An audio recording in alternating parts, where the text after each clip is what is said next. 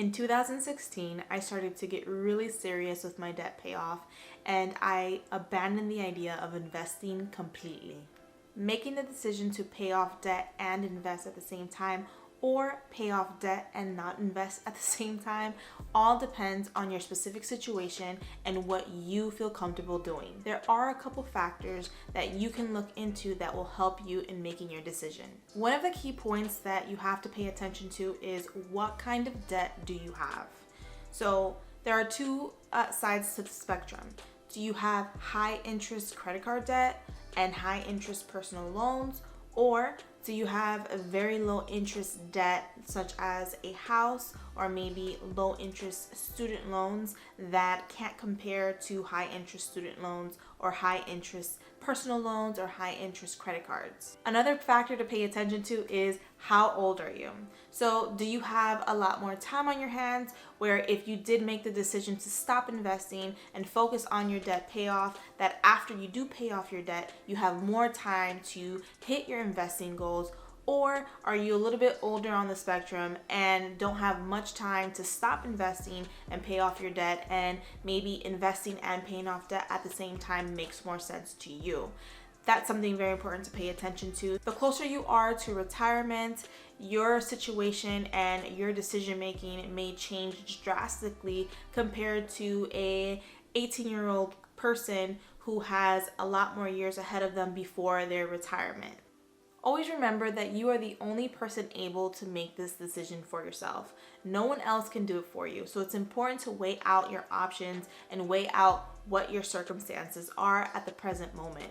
Weigh out your debt compared to your investment goals, weigh out your age, weigh out the income you're currently having or currently getting, the income streams that you have lined up, weigh out all of every single possibility to make this decision for yourself. I wanted to go over some key information in case you decide that you want to invest and pay off debt at the same time. The number one thing I want to point out is compound interest. I think everyone and their mother knows that compound interest is something that you want to take advantage of while you are younger rather than when you are older, because you don't have that many years to take advantage of compound interest. So here's a screenshot from nerdwallet.com. They have a retirement calculator that allows you to calculate how much money you will need at the time that you want to retire. So in this example, I just put that I wanted to retire at the age of 67, and I put some random numbers in there. A 30-year-old person making $50,000 a year with a current retirement savings of $0. So this is saying that this person has absolutely no money for retirement saved.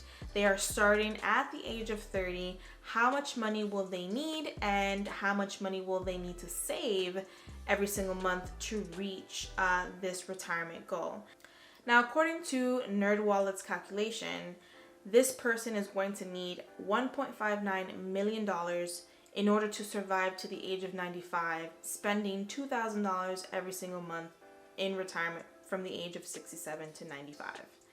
Now, this person would have to save $400 every single month and save it from the age of 30 now to the age of 67. That's 37 years. So they would have to save $400 for 37 years in order to make it to $1.2 million, where NerdWallet is saying, no, sorry, you're gonna need $1.59 million in order to survive your life expectancy. Now I want to go ahead and get into my current situation and what I have going on and my personal opinion and what I'm deciding to do with investing and paying off debt. So if you're new to the channel, I do have a car loan. I also have one credit card, and I also have a student loan. My car loan has a very low interest rate. My student loan generates anywhere between $4 to $6 a month in interest, and I have a balance transfer credit card that we already have the money for but haven't paid the credit card off because of the circumstances that are going on, even though I do plan on paying it off really soon. But that balance transfer credit card has a 0% interest rate until next year.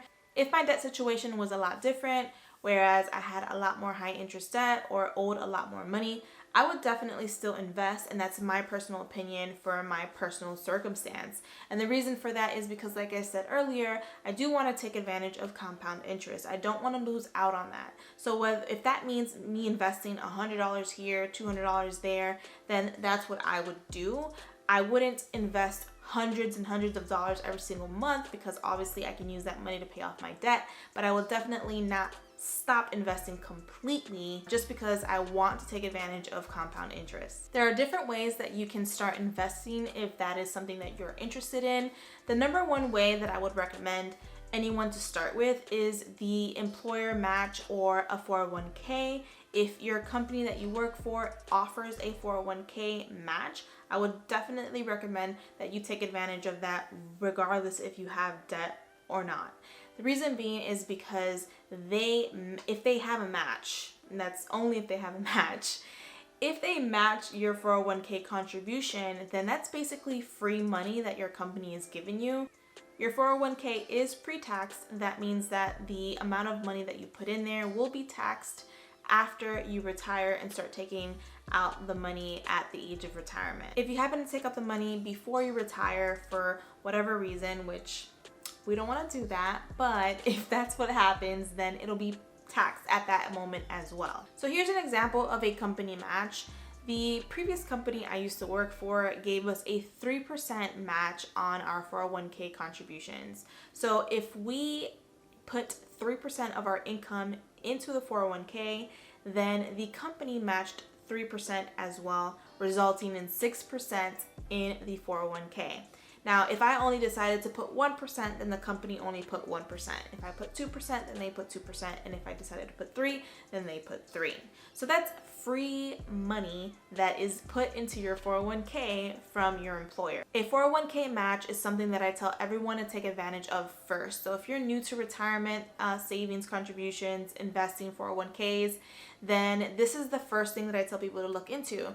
See if your employer has a company match first before you start reaching out into other investment strategies.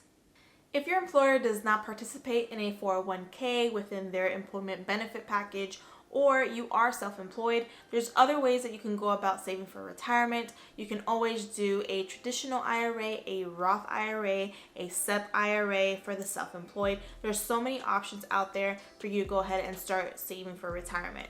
My personal favorite is the Roth IRA. Reason being is that all the money that you put in there has already been taxed. So that means that after you get your income from your job that's already been taxed, you then turn around and put money into your Roth IRA. Whereas a traditional IRA, it's taxed upon withdrawal. So my favorite is a Roth IRA. It's already taxed. You can save up to $6,000 a year right now in 2020. There's so much more to get into with IRAs, so I'm gonna save that for a completely different video, but I am putting it out there for you to go ahead and start doing your research. If you are enjoying my content and it's helping you, make sure to go ahead and share it with someone else, and also press the like button. If you're new to the channel and haven't subscribed, what are you doing? You're gonna miss all of my future videos. Go ahead and press the red button along with the notification bell so that you don't miss any more of my videos. If you are just starting out dabbling into retirement and investing, I highly recommend that you start reading first about it if you're scared. I know it's something that a lot of people are not familiar with, and they start to get scared and not know what to do with their retirement money or how to invest or what to invest in. The first one is The Little Book of Common Sense Investing. I absolutely love this book, and it's a great starter book for anyone that's trying to learn investing. The second one is The Simple Path to Wealth. I personally have not read this book, but I hear so many good things about it. Another one that you can start looking into is I Will Teach You to Be Rich by Ramit Sethi.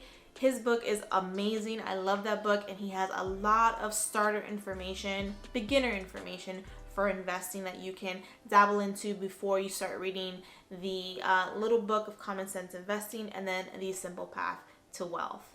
I personally use the Betterment app on my phone. I love this app primarily because it tells you how you're doing on your plan for investing, how far you've reached, how much longer you have to go. It gives you the whole break down the whole rundown on your phone. And not to mention, you don't have to pay a financial advisor to put your investments where you want them or where they should go. Literally, the fees on the Betterment is so low compared to finding or hiring a financial advisor. If you're new to investing, do not be scared. I know it's a lot of information and it's literally your money that you're kind of messing around with for your retirement.